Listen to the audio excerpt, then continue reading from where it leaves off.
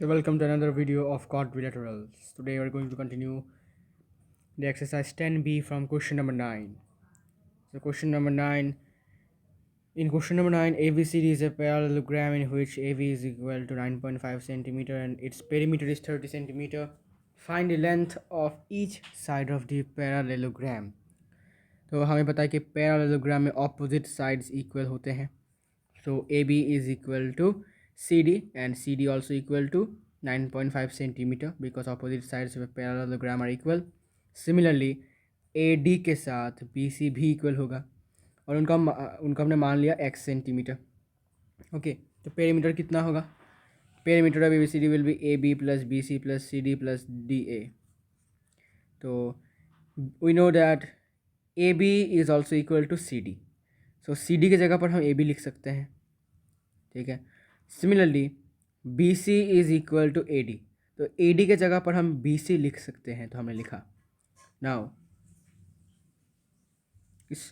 It is twice of AB plus BC.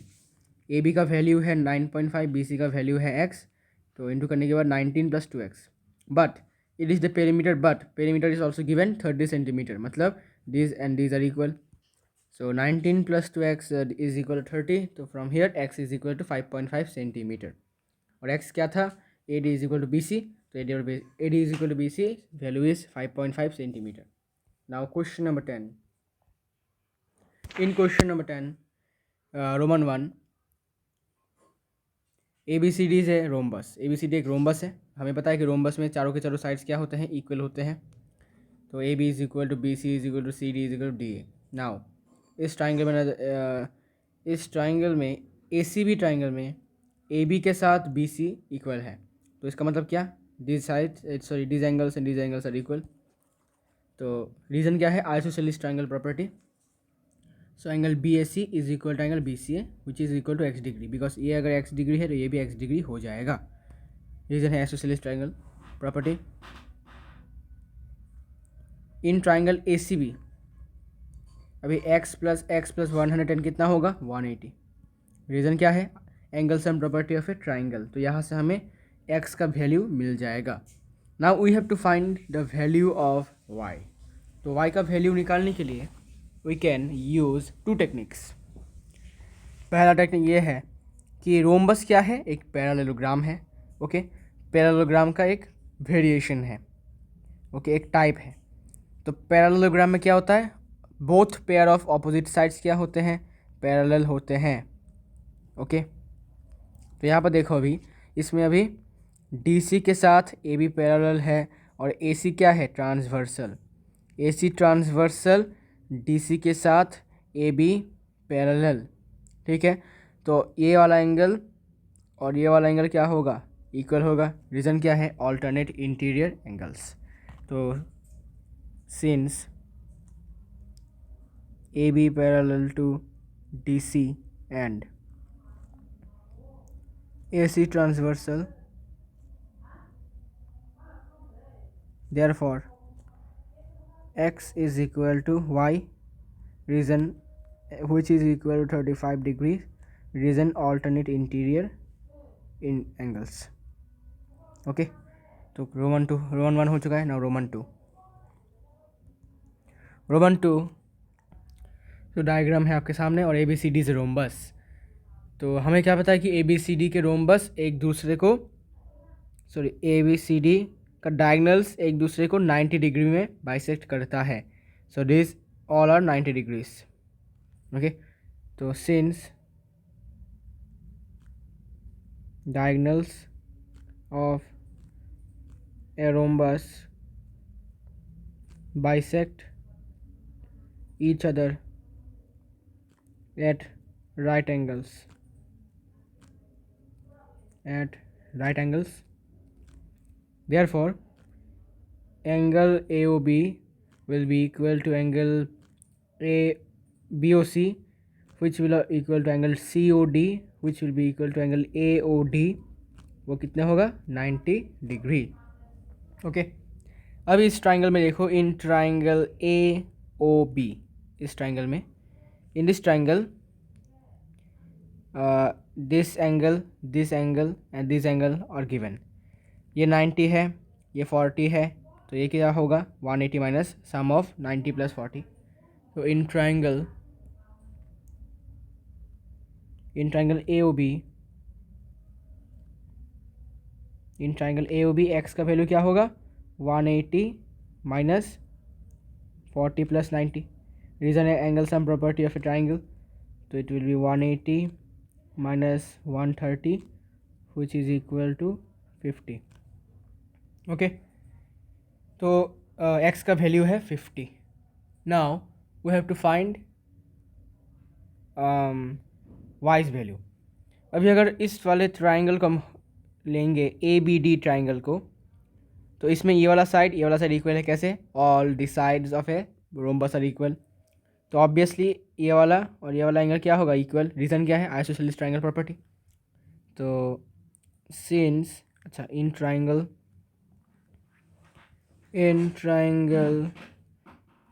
A D B, in triangle A D B A B is equal to A D, it implies angle ABD is equal to angle ADB, ABD is equal to angle ADB is equal to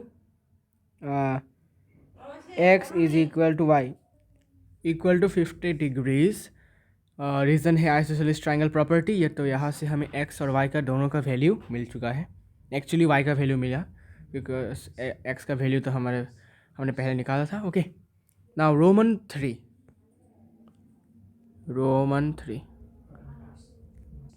तो Roman three में आप diagram देख सकते हो। ए B C D एक rhombus है, all side equal, और ए B C D एक रोम्बस है, और रोम्बस मतलब क्या, एक पैरेललोग्राम भी है। तो इसमें बोथ पेयर्स ऑफ साइड्स क्या है, both pairs of sides are parallel. तो ए डी के साथ बी सी पैरेलल है और बी डी ट्रांसवर्सल है। तो ये वाला एंगल और ये वाला एंगल क्या होगा इक्वल, कैसे, ऑल्टरनेट इंटीरियर एंगल्स। ओके, तो ये भी y होगा। Now in triangle A D B, इस ट्राइंगल में देखो, इस ट्राइंगल में ये वाला साइड इक्वल कैसे, sides of a rhombus are equal. तो ये वाला एंगल और ये वाला एंगल भी इक्वल होगा, ये भी y होगा। तो this one will also be y। तो इन triangle A D B, in triangle A D B A B के साथ ए डी इक्वल है। इसका मतलब angle A B D is equal to angle A D B, A B D is equal to angle A D B is equal to Y. Reason is isosceles triangle property, isosceles triangle property. Okay, तो therefore तो यहाँ से y plus 62 क्या होगा 180। Reason क्या है angle sum property of a triangle. तो यहाँ से 2y हो जाता है 118 डिग्री, और यहाँ से y हो जाता है 59। ओके, तो y का वैल्यू है 59। अभी x का वैल्यू कैसे निकाले, तो x का वैल्यू निकालने के लिए वी कैन, तो हमें पता है कि रोम्बस के जो डायगोनल से एक दूसरे को 90 डिग्री में बाइसेक्ट करते हैं। तो ये 90, ये 90, ये 90, ये 90। ओके, सिमिलरली ये और ये साइड पैरेलल रोम्बस में, ठीक है, और ये भी ट्रांसवर्सल। तो ये वाला एंगल और ये वाला एंगल क्या होगा इक्वल, ये भी वाई होगा। रीज़न है ऑल्टरनेट इंटीरियर एंगल्स। तो since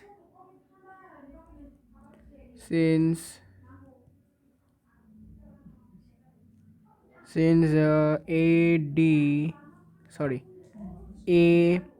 B parallel to DC and BD transversal है, इसका मतलब तो A B parallel to DC बोला मैंने और BD ट्रांसवर्सल है, इसलिए एंगल ABD और एंगल CDB भी क्या होगा इक्वल होगा, कैसे, ऑल्टरनेट इंटीरियर एंगल्स। तो ये भी y और ये भी y, तो y का वैल्यू कितना है 59 डिग्री, तो ये भी 59 डिग्री। ओके, इसके बाद हमें पता है कि रोम्बस के डायगोनल्स 90 डिग्री को बाइसेक्ट करते हैं एक दूसरे को। तो एंगल ये वाला जो DOC एंगल है वो 90 डिग्री होगा, मैंने लिखा। अभी इस ट्राइंगल में, in triangle DOC, in this triangle x का वैल्यू क्या होगा 180 माइनस y प्लस 90 डिग्री। तो एक्स का वैल्यू होगा 180 माइनस 90 डिग्री प्लस वाई, तो यहाँ से हमें एक्स का वैल्यू मिल गया 31 डिग्री। ओके, तो ऐसे हमारा क्वेश्चन नंबर 10 कंप्लीट हो जाता है। Now we are going to do question number 11।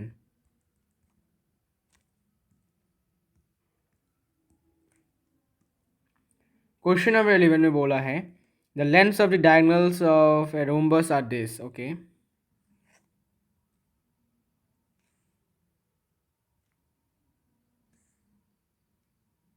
मान लेते हैं ये वो रोम्बस है, इसका नाम देते हैं ABCD और ये इंटरसेक्शन पॉइंट है O। Let ABCD be the rhombus in which, मान लेते हैं AC जो डायगोनल है उसका वैल्यू है 24 सेंटीमीटर और BD वाला है 18 सेंटीमीटर। ओके, और हमें पता है कि डायगोनल्स एक दूसरे को 90 डिग्रीज में बाइसेक्ट करते हैं। Also diagonals bisect each other at 90 degrees, मतलब राइट एंगल्स। ओके, तो इसीलिए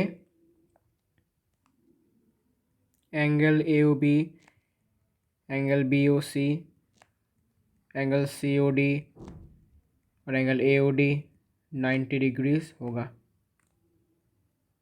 ओके, तो अकॉर्डिंग टू द क्वेश्चन ये पूरा वाला जो AC है उसका लेंथ है 24। ओके, अभी इम्पॉर्टेंट चीज़ ये है कि बाइसेक्ट करते हैं, AC और BD एक दूसरे को बाइसेक्ट करते हैं, मतलब 2 इक्वल पार्ट्स में डिवाइड करते हैं। तो कॉमन सेंस वाली बात है कि अगर पूरा AC का लेंथ है 24 और इसको हम 2 इक्वल पार्ट्स में डिवाइड करते हैं, तो 24 डिवाइडेड बाई 2 कितना होता है 11, सॉरी 12, मतलब ये वाला पार्ट 12, AO तक कितना होगा 12 और OC तक 12। सिमिलरली DC जो है, DC transversal, sorry diagonal, actually transversal भी है अगर उस रेस्पेक्ट से देखें तो, पैरेलल लाइन्स के रेस्पेक्ट से देखें तो अभी हम बात कर रहे थे ये 18 है, तो इसको इक्वल 2 पार्ट्स में डिवाइड करेंगे तो ये वाला पार्ट 9, ये वाला पार्ट 9, समझे। तो डायगोनल्स बाइसेक्ट ईच अदर, तो यहाँ पर लिखो देयरफॉर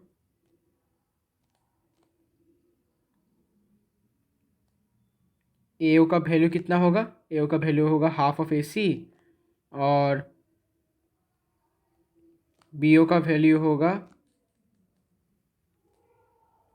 हाफ ऑफ BD।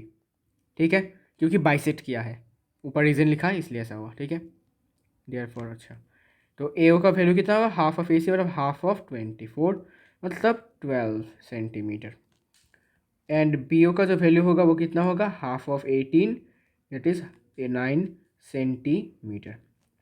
तो ये हो गया 12, ये हो गया 9। ओके, तो देखो अभी ये जो ट्राइंगल है ये एक राइट ट्राइंगल है क्योंकि इसमें एक एंगल 90 डिग्रीज है, समझे। तो इसको हम पाइथागोरस का यूज़ करके हम इस वाले साइड का मीन्स इस वाले साइड का लेंथ निकाल सकते हैं। कैसे पाइथागोरस का यूज़ करेंगे, तो इन triangle AOB AB square is equal to AO square plus BO square. कैसे, Pythagoras theorem.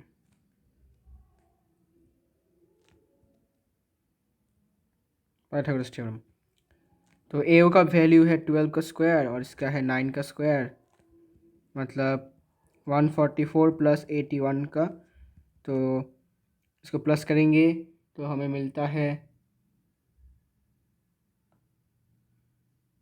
225।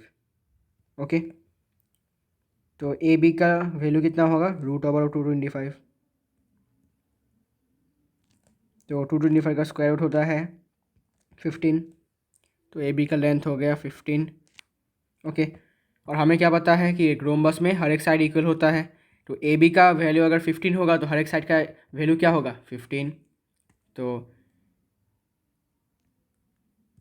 hence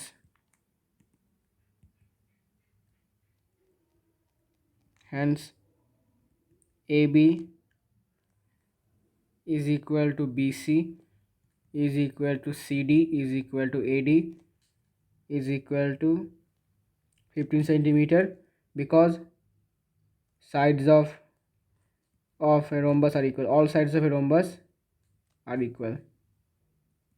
Okay, so now question number 12. तो क्वेश्चन नंबर 12 जो है वो मैं नहीं करूँगा बिकॉज ये इजी है. अभी को देखो, मैं हिंट दे देता हूँ कैसे करना है. मान लेते हैं ये वो रोम्बस है, ये डायगोनल्स हैं और ये इंटरसेक्टिंग पॉइंट मान लेते हैं ABCD है. अभी क्वेश्चन के अनुसार अभी ईच साइड का वैल्यू 10 है. ये भी 10, ये भी 10, ये भी 10, ये भी 10. ओके, हमें पता है कि डायगोनल से एक दूसरे को 90 डिग्रीज में बाइसेक्ट करते हैं. ओके, फिर बोला है अगर एक डायगोनल का वैल्यू मान लेते हैं AC का वैल्यू है 16 सेंटीमीटर. ठीक है, और हमें क्या पता है कि डायगोनल्स एक दूसरे को बाइसेक्ट करते हैं. तो अगर AC का वैल्यू इतना है तो AO का वैल्यू कितना होगा? AO will be equal to half of AC, मतलब 8 सेंटीमीटर. तो ये 8 सेंटीमीटर, ये 10 सेंटीमीटर, तो ये इसका वैल्यू मिल जाएगा इस वाले साइड का. ओके, अगर इस वाले साइड का वैल्यू मिल गया तो हमें क्या फ़ायदा? इस वाले साइड का वैल्यू मिल गया तो हम इस वाले पूरे डायगोनल का वैल्यू निकाल सकते हैं. ठीक है, तो BO अगर मिल जाता है तो BO का वैल्यू कितना होगा? अच्छा, अभी एक राइट एंगल ट्राइंगल है, ये एक राइट एंगल ट्राइंगल है, तो इसमें हम पाइथागोरस यूज़ करके इस वाले साइड का साइड का वैल्यू निकाल सकते हैं. निकालने के बाद BD का वैल्यू कितना होगा? अच्छा, BO will be equal to twice of BD, sorry BD will be equal to twice of BO because bisect किए करता है. Okay, so twice of BO means twice of something question mark will be equal to BD. तो हमें BD का length मिल जाएगा. अभी BD का length निकालना इतना इम्पॉर्टेंट क्यों है? क्योंकि BD का लेंथ के बिना आप इस वाले रोम्बस का एरिया नहीं निकाल पाओगे. अगर आपको याद होगा, area of rhombus is half into diagonal 1 into diagonal 2. Diagonal 1 का वैल्यू हमें पता है 16 है, दूसरे वाले डायगोनल का वैल्यू हमें मिल जाएगा यहाँ से, तो हम इसका आंसर निकाल सकते हैं. तो क्वेश्चन नंबर 12 आपके लिए होमवर्क रहेगा. अगर आपको प्रॉब्लम है तो आप बता सकते हो. डोंट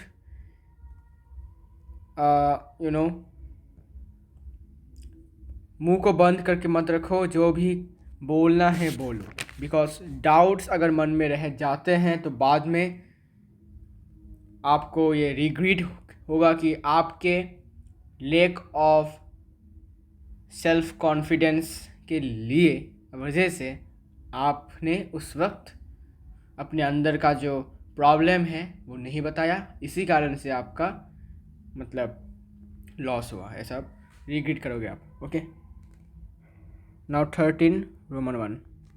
एक रेक्टेंगल है, आई गेस. यस,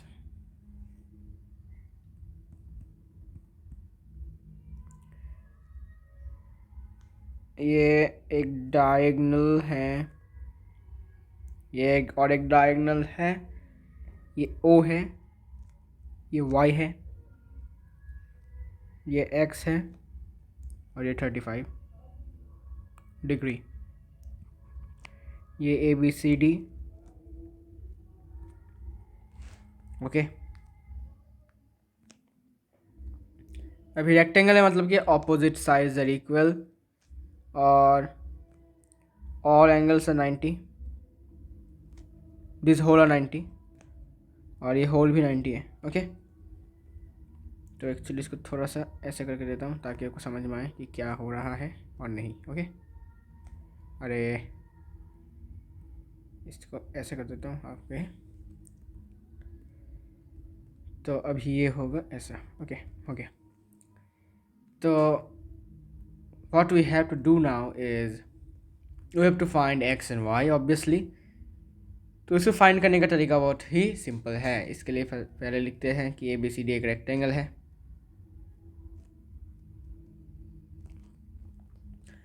तो ए बी सी डी एक रेक्टेंगल है और हमें क्या पता है कि रेक्टेंगल में डायगोनल्स इक्वल है और बाइसेक्ट भी करते हैं. So diagonals of rectangle are equal and bisect each other. Bisect each other. Okay. तो देयरफॉर ए सी के साथ बी डी क्या है? इक्वल. ओके. तो हाफ ऑफ ए सी, अगर हम बोथ साइड में हाफ ऐड करते हैं तो कुछ हमें वैल्यू मिलेगा. तो मान लेते हैं वो ओ ए है और ओ बी है. अब यहाँ बोलोगे कि हमने ओ ए और ओ बी को ही क्यों चुना?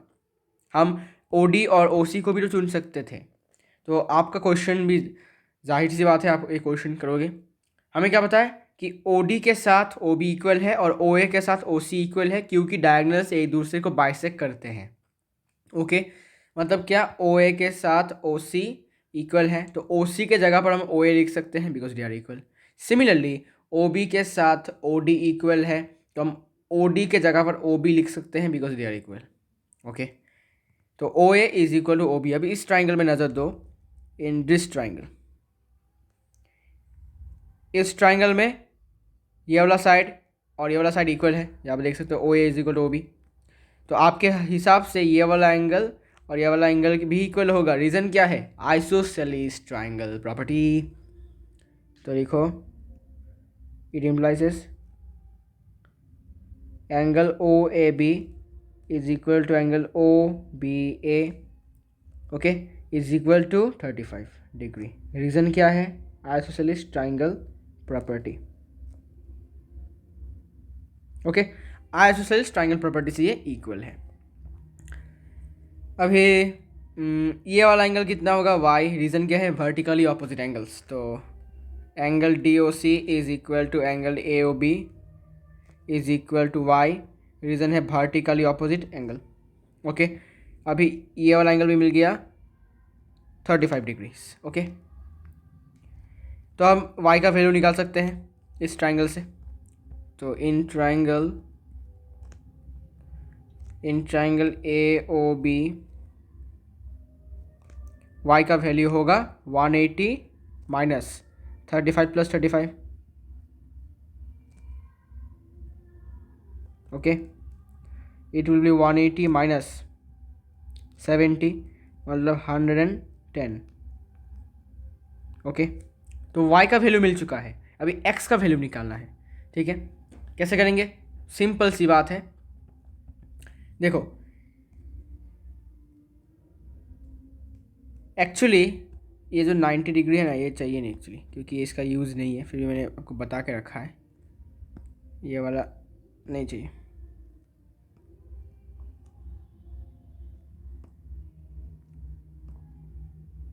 ओके. तो अभी देखो, हमें क्या पता है? डायगोनल्स इक्वल भी है और बाइसेक्ट भी करते हैं. मतलब पहले बाइसेक्ट वाला केस लेते हैं. बाइसेक्ट वाला केस लेंगे तो O A is equal to O C, and ये एक केस है, और O B is equal to O D दूसरा केस है. तो ये है ए सी के लिए और ये है बी डी के लिए. ठीक है. ये है ए सी के लिए, ये है बी डी के लिए. लेकिन ए सी और बी डी भी इक्वल है, बाइसेक्ट भी करते हैं, इक्वल भी है. मतलब क्या? O A is equal to O C is equal to O B is equal to O D. समझे? अभी इस ट्राइंगल में देखो, इस ट्राइंगल में, इन दिस ट्राइंगल, अगर ये ओ सी के साथ ओ बी इक्वल है, ओ सी के साथ ओ बी इक्वल है, तो ये एंगल और ये एंगल भी क्या होगा? Equal. How? Isosceles triangle property. तो ये हो गया एक्स. ओके. तो इन triangle now A C is equal to B D लिखो. अब बोथ साइड में हाफ ऐड कर देते हैं. Half of A C is equal to half of B D. अब हम क्या लिखेंगे? इसको इसके जगह पर हम लिखेंगे ओ सी, इसके जगह पर हम लिखेंगे ओ बी.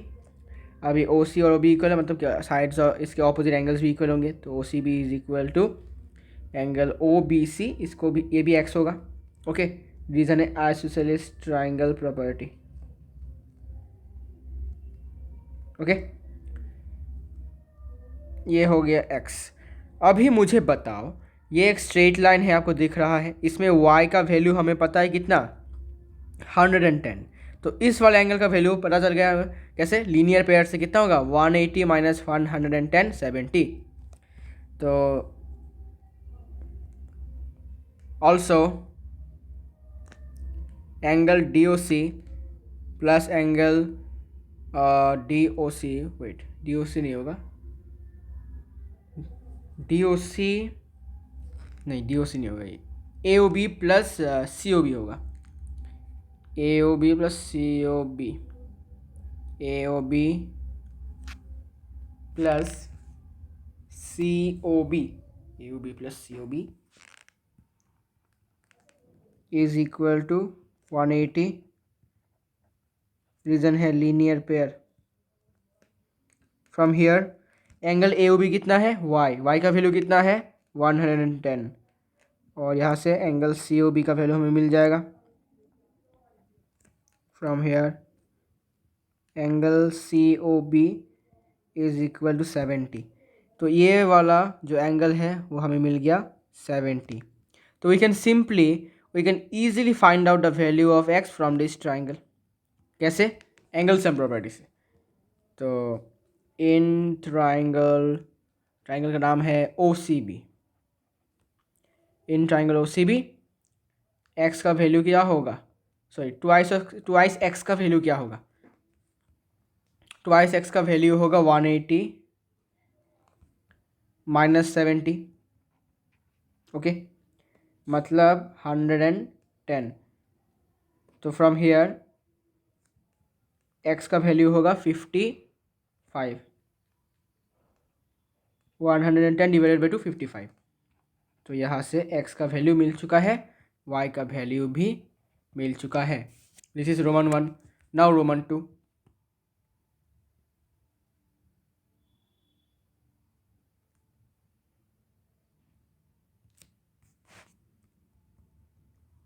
रोमन 2 में है, ये एक फिर से एक रेक्टेंगल है,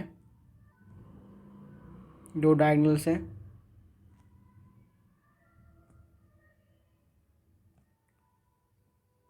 इंटरसेक्शन पॉइंट है ओ, 110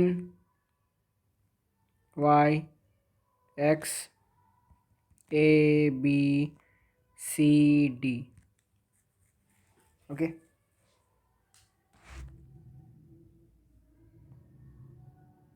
ए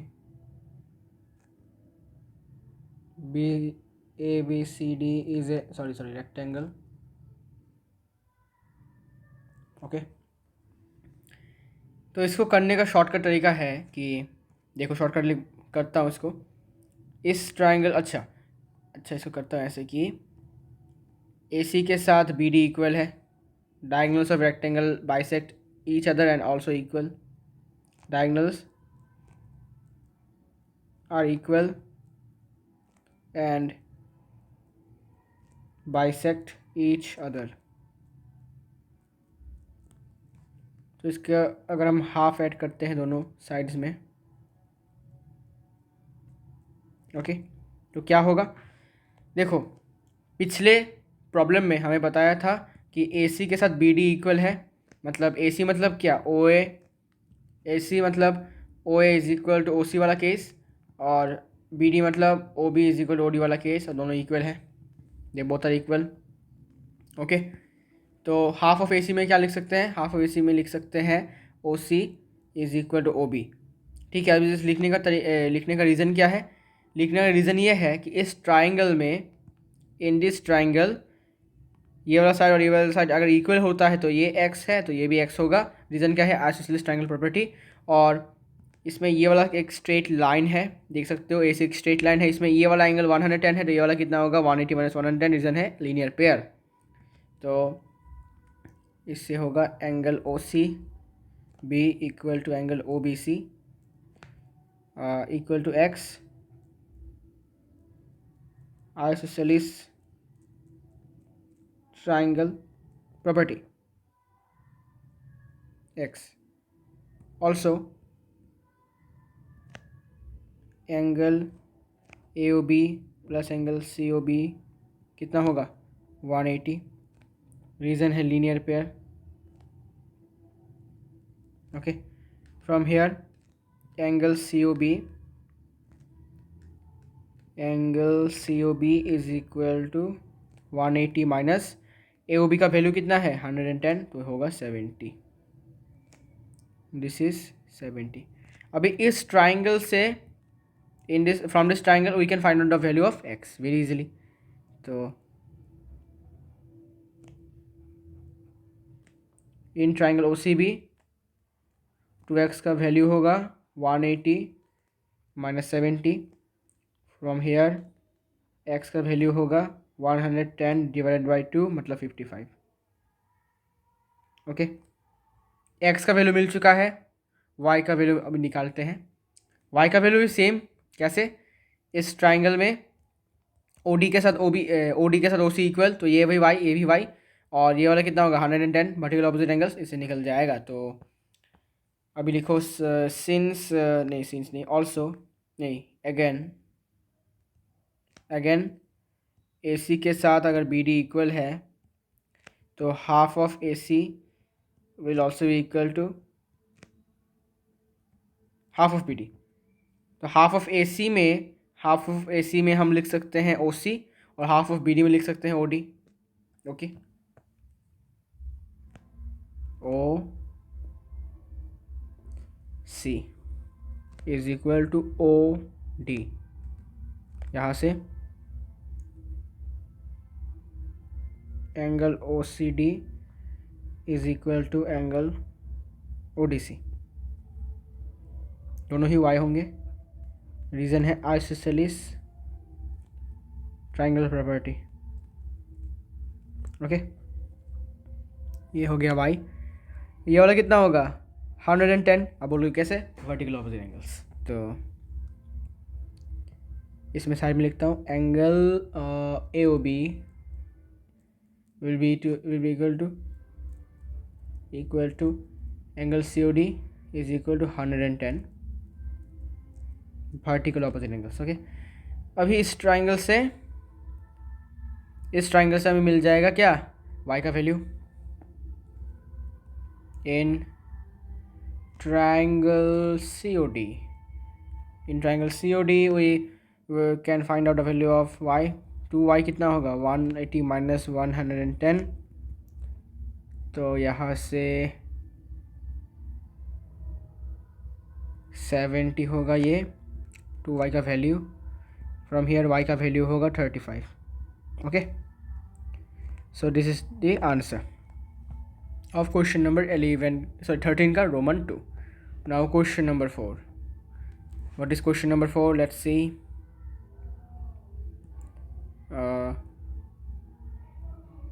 हाँ, ये वाला लिख लेता हूँ। Question number 14। क्वेश्चन नंबर 14 में बोला है कि एक रोम्बस है ABCD। ओके, मान लेते हैं द एल्टीट्यूड और altitude from D to the side AB bisect से भी। Okay, find the angles of the rhombus. Okay, इसको करने के लिए हमें अभी एक रोम्बस ड्रॉ करना पड़ेगा, और वो रोम्बस थोड़ा दिखने में ऐसा होगा। ओके, ऐसा होगा दिखने में, और इसको हम ऐसे ज्वाइन करेंगे इस वाली साइड को। ये है diagonal. Okay, this is diagonal. Okay, and this is rhombus ABCD। Okay, फिर क्या बोला है कि वर्टेक्स D से एक परपेंडिकुलर ड्रॉ करेंगे AB के ऊपर, साइड AB के ऊपर, और इससे क्या होगा AB बाइसेक्ट हो जाएगा। Means suppose this is DM perpendicular to AB, so DAM will be equal to BM। Okay, we have to prove that we have to find out the angles of the rhombus. Okay, so अभी इसमें हमने एक अच्छा altitude यहाँ से draw किया, नाम दे दिया इसका। अच्छा नाम, अच्छा रहने दो, इसको ऐसे रहने दो, नाम देने की ज़रूरत नहीं है, ऐसे रख देता हूँ। ओके, ऑल्टीट्यूड डॉटेड लाइन्स में देता हूँ। अभी सिंस ए परपेंडिकुलर, अच्छा रुको, सिंस ए परपेंडिकुलर ऐसे शॉर्ट में लिखता हूँ ताकि टाइम थोड़ा सेव हो। Since a perpendicular D to AB bisects AB D lies on perpendicular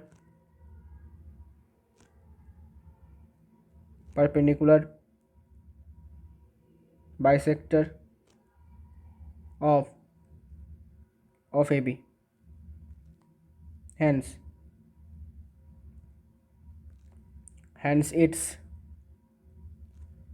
it is means it is equidistant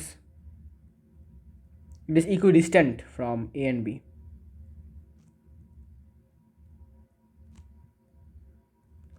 तो यहाँ तक क्या बोला कि D एक परपेंडिकुलर है, AB के ऊपर. ओके, D एक परपेंडिकुलर है AB के ऊपर, ठीक है. और ये परपेंडिकुलर AB को बाइसेक्ट करता है, ठीक है. इसका मतलब क्या कि D जो है AB साइड के परपेंडिकुलर बाइसेक्टर के ऊपर है, lies on the perpendicular bisector of AB side. क्यों, देखो D से जो ऑल्टीट्यूड हमने ड्रॉ किया है वही जाकर AB को 2 इक्वल पार्ट्स में बाइसेक्ट किया है, ठीक है. इसका मतलब क्या कि D जो है वो परपेंडिकुलर बाइसेक्टर के ऊपर लाई करता है. ओके, अभी इसीलिए वो इक्विडिस्टेंस है A to B में, A और B से वो इक्विडिस्टेंट है, ठीक है, क्योंकि वो परपेंडिकुलर के ऊपर लाई करता है, इसलिए वो A और B से इक्विडिस्टेंट है. Means AD is equal to AB. Okay, तो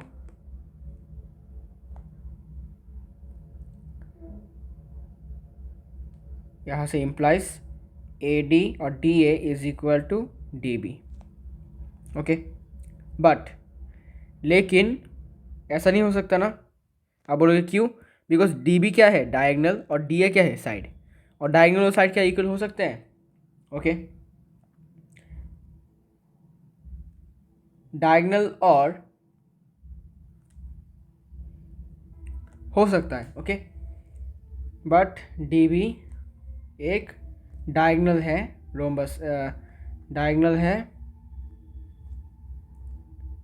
of rhombus. Okay, further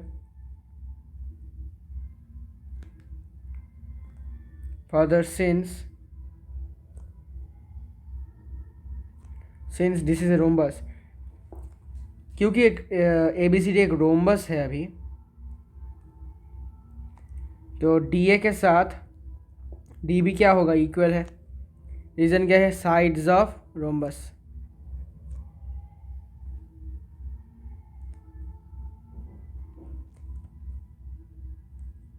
sorry, DA के साथ AB इक्वल है. सॉरी, DA के साथ AB इक्वल है. कैसे? Sides of rhombus. ये एक रोम्बस है ना, ठीक है. इसको ऐसे लिखा है, देखो अभी मैं इसको दिखाता हूँ, आप कंफ्यूज हो रहे हो, मुझे पता है. ये देखो, ये जो है इसको मतलब ऐसा रोम्बस है, ये ऐसा. Okay, like this is the rhombus. ये डायगोनल है, ऐसे डायगोनल है. मतलब इस रोम्बस को, ऐसे रोम्बस को टिल्ट किया गया है इस तरफ. टिल्ट करने के बाद अभी ऐसा बन गया है, ये ऐसा बन गया, और ये है ऐसा डायगोनल. ओके, और रोम्बस के हर एक साइड क्या होता है, इक्वल. तो ये साइड साइड के साइड इक्वल होंगे, ठीक है. तो यहाँ पर देखो DA जो है वो DB के साथ भी इक्वल है, लेकिन DA यहाँ पर जो है AB के साथ भी इक्वल है, ठीक है. इसका मतलब क्या है कि DA AB के साथ भी इक्वल है, DB के साथ भी इक्वल है, और DB AB दोनों ही इक्वल है एक दूसरे के साथ. तो from equation 1 and 2, let be equation 1, let this be equation 2.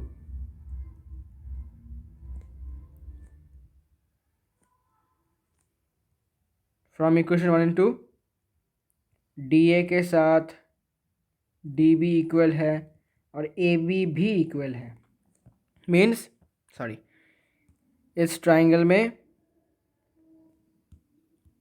ये साइड तीनों के तीनों साइड इक्वल है. मतलब क्या, एक इक्विलैटरल ट्राइंगल है. तो from this statement we can say triangle DAB is an equilateral.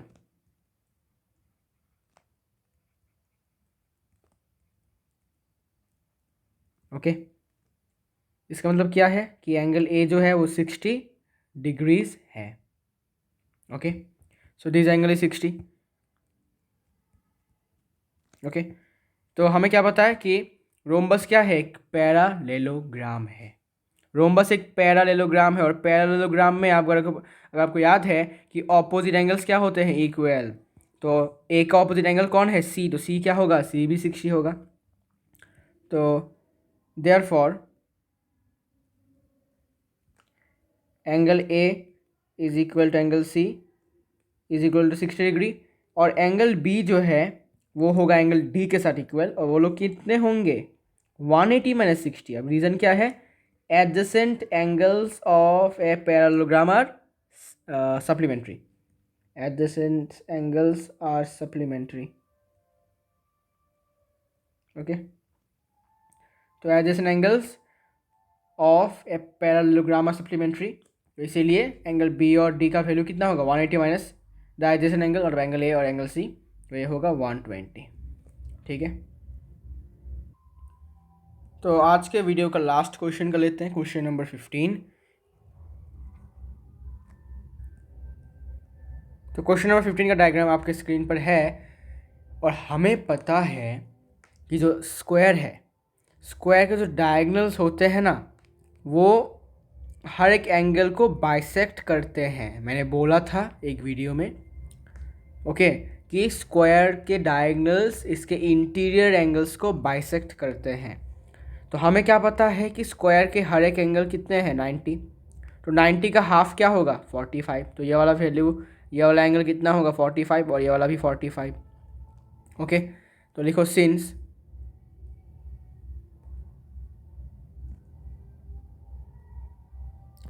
the angles of a square are bisected by the diagonals। Okay, diagonal से बाइसेक्ट होते हैं। So angle O B X कितना होगा, 45, because angle B है 90, तो half of angle B is 45, since angle B 90 degree. Angles of a square, reason है angles of a square, और since इसका रीजन है since B D bisects angle B. Okay, तो ये वाला मिल गया हमें 45, और ये वाला कितना होगा, 80। क्या है, वर्टिकल ऑपोजिट एंगल्स। कैसे vertical opposite angles, D O से एंगल बी ओ एक्स के साथ इक्वल है, is equal to 80 vertical opposite angles. तो अभी इस ट्राइंगल में नजर दो, in triangle B O X, ये वाला एंगल एक्सटीरियर एंगल है, और एक्सटीरियर एंगल का फॉर्मूला क्या है, sum of opposite to interior angles, तो 80 + 45 इसका आंसर है, एक्स का value. In triangle B O X, exterior X is equal to 80 + 45। Exterior X लिखा ताकि आपको समझ में आए, exterior angle property, it is 125 and this is the answer. Okay, तो एक्स का वैल्यू क्या हो गया, 125। ओके।